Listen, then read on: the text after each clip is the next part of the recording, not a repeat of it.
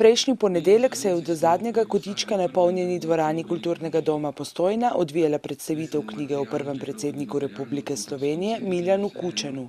Večer je potekal v organizaciji Zveze združenj borcev za vrednote NOB Postojna in krajevne organizacije Zveze borcev Postojna.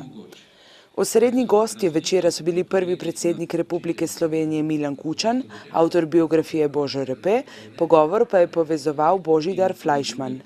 Med pogovorom so se dotaknili tako tematik povezanih s samim pisanjem biografije, ki nosi naslov Milan Kučan, prvi predsednik, kot tudi o aktualnem dogajanju v Sloveniji. Lastnih spominov niste zapisali, ste pa svoje arhive, marsikatero podrobnosti življenja in tudi celo lastne dnevnike zaupali gospodu Božotu Repetu, pa me zanima, zakaj ravno njemu in če ste svojo odločitvijo zadovoljni.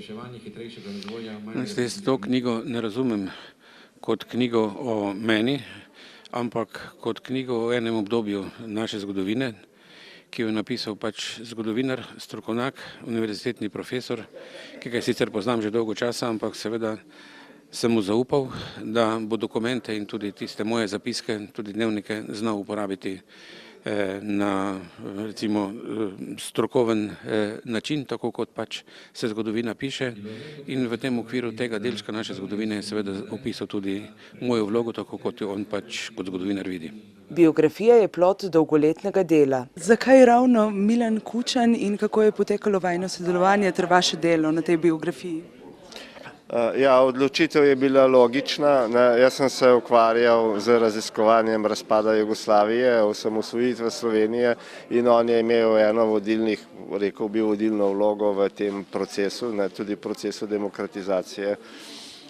Sodelovanje je potekalo tako, da mi je on dal na razpolago vsa gradiva, torej svoj osebni arhiv, tudi svoje zapiske, dnevniške zapiske in druga gradiva, in tudi imela sva zelo veliko pogovorov, številne intervjuje, tudi razjasnjevanje raznih stvari, in to je bila torej podlaga. Je pa seveda to samo en del mojega dela, drugi del je širše raziskovanje te problematike in tudi številni intervjuji z drugimi njegovimi sodobniki in seveda gradivo iz državnih in drugih arhivov. Kako se ta vaša knjiga o Milanu Kučanu nekako umešča v ta širši zgodovinski slovenski okvir? Kakšen je njen pomen?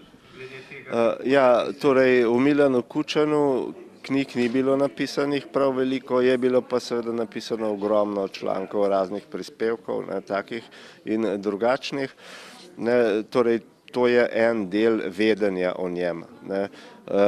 Drugi del je vezan na čisto politiko, kjer je prihajalo in še vedno prihaja do nekakšne demonizacije Milana Kučana.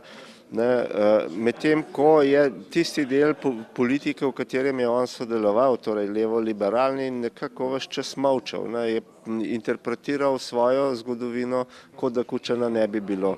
In jaz sem nekako skušal s to knjigo dati nek zgodovinski okvir, torej nek okvir za zgodovinsko razpravo. In mislim, da je to nekako kar uspelo.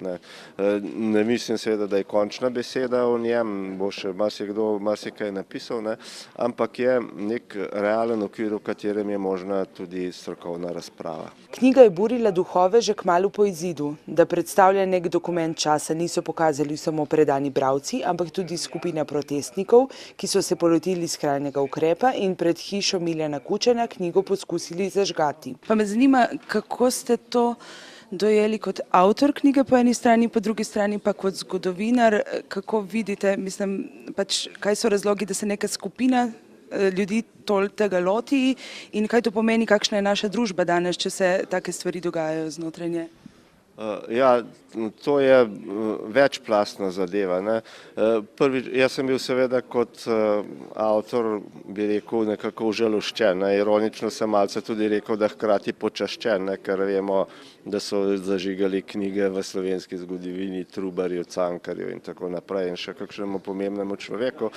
Lahko bi to pravzaprav vzeli za nek marginalni dogodek skupine pač nekih ljudi z nizko samopodobo, z pravzaprav nekimi patološkimi nagnjenji. Ampak če pogledamo širši družbeni kontekst, ne, se pravi to, kako je bil ta žig napovedovan, po katerih omrežjih se je to širilo, da je bil potem z tem, ki je poskusil knjigo požgati, narejen celo intervju v eni od revij, ne, potem seveda vidimo, da je to nek pokazatelj družbene klime, ne, ki pa je nevarna, ne, ki nas pelje nazaj v 30. leta, še zlasti, če to povežemo seveda z drugimi ekscesi, ki se dogajajo v Sloveniji, ne, do drugače mislečih ali do ljudi drugačne vere, drugačnega prepričanja. Tako da mene ta zadeva nekako spominja na vračanje v 30. leta. Ne. Tisto, kar me je pa še dodatno in v resnici zaskrbelo, je pa reakcija oziroma nereakcija. Ne.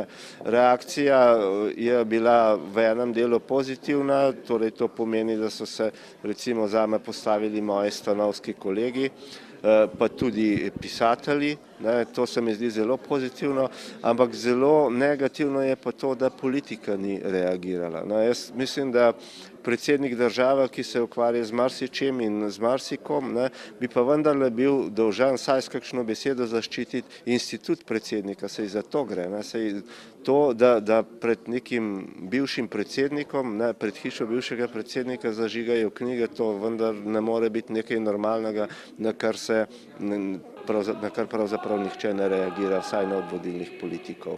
Večer je z glasbenimi točkami popestrila pevska skupina Vanda Križaj, zbrane pa je nagovoril tudi postojnski župan Igor Marentič.